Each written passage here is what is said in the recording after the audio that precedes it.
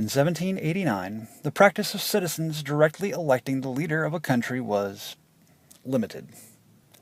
Not unknown in the world at that time, a genuine republic, where power came directly from the people, was not the universal standard throughout the world. The majority of the world was ruled by hereditary monarchs, with a concession given to the people, in the form of an elected body of some sort, to keep the rabble at bay.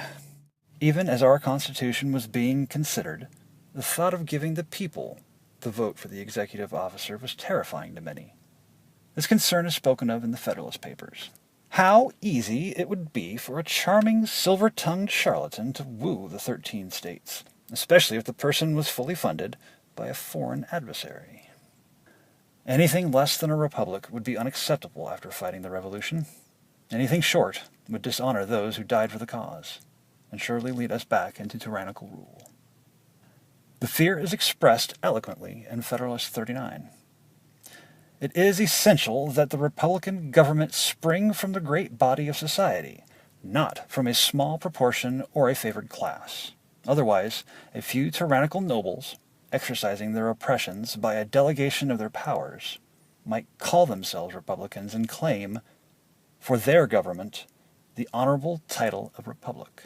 It goes on to rationalize the concept of an Electoral College. It is sufficient that the persons administering such a government are appointed, either directly or indirectly, by the people, and that they hold their appointments at the people's pleasure for a limited period or during good behavior. Either directly or indirectly by the people.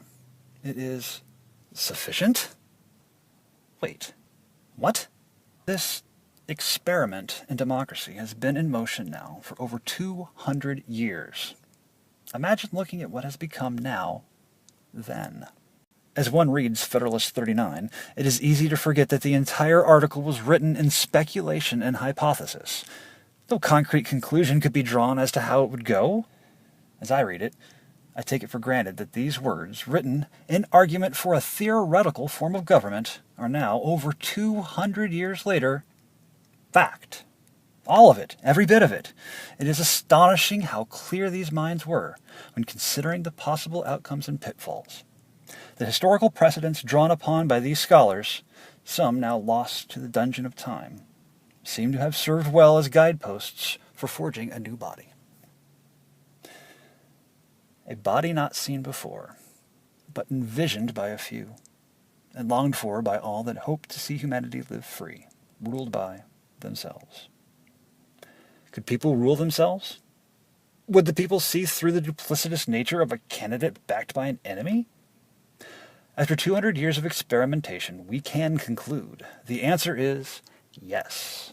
The people of the United States have now, 2 times in 20 years, not been fooled and voted the correct way. Seeing through the bitter and divisive 2000 election cycle, seeing that the term compassionate conservatism was just a political feel-good throw blanket for people on the fence, and knowing the family that George W. Bush came from, the voters said no to the Bush dynasty and voted for Al Gore. Like myself, most people felt having someone who was in the White House for the last 8 years become president would be beneficial for our national security.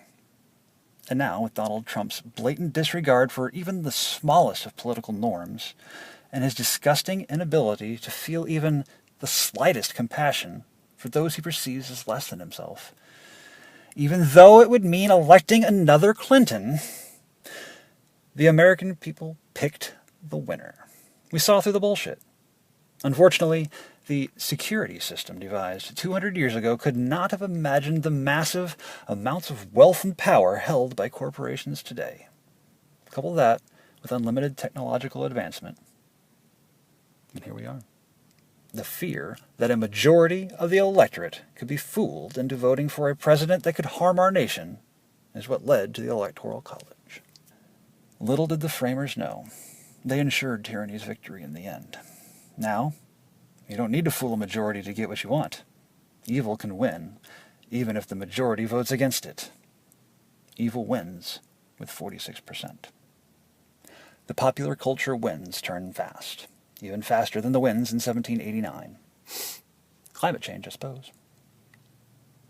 We must not act in terms of popular opinion in the moment. I believe this is not a passing fad. In fact, after 18 years of contemplation, a clear conclusion can be made regarding the American experiment. It is a success. Mankind can govern itself. If we still believe the betterment of all humanity comes from a highly educated electorate, if we commit to steadfastly adhering to the protection of freedom of speech and freedom of the press, and we once again pledge our fates and fortunes, united, I believe the Electoral College can be amended. The strength and beauty of this theoretical government, envisioned by God-fearing men who were, at heart, humanists, can now be unbridled. So long as we all still hold that fear that the framers feared as gospel. Our government is only as good as its people. Our government is strong only when we are strong together. The only thing necessary for the triumph of evil is for good men to do nothing. Male, female, humanity, mankind, we are all but men. We are not gods. But, unified in spirit and in action, mankind can strive to achieve greatness that would honor the gods of all men. Not too shabby.